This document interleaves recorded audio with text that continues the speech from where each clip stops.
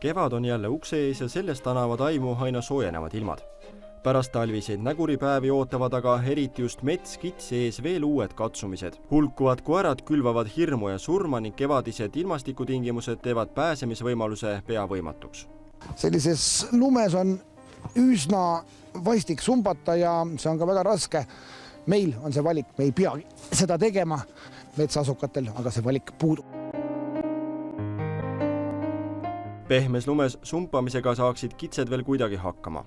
Lumele tekkinud koorik võib aga nii mõnelegi õrnale loomale saatuslikuks saada. Päeval see enam looma ei kanna ja põgenemine kiskjate eest muutub vaatajad võimatuks. Kitsede kõige suuremad vaenlased pole aga mitte hundid või ilvesed, vaid kullakallid kodukutsad. See lumekoorik, mis tekib öise, külma ja päevase soojaga, lõhub jalad ära. Ja selle tõttu oleks Loomakaitse Liidul väga suur palve. Palun hoidke oma koerad kinni, et nad ei läheks metsa kitsedele kallale.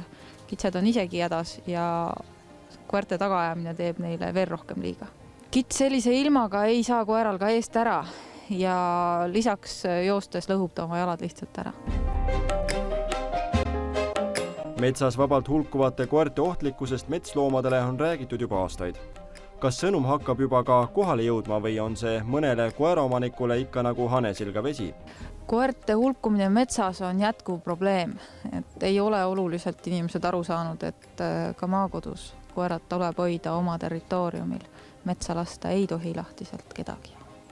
Varsti on käes ka loomadel pisipereaeg ja nende pärast tuleb ka kindlasti hoida loomad kinni. Tegelikult ütleb ka seadus, et ühtegi koera ei tohi rihmastamata lasta metsa, välja arvatud siis jahikoerad jahi ajal.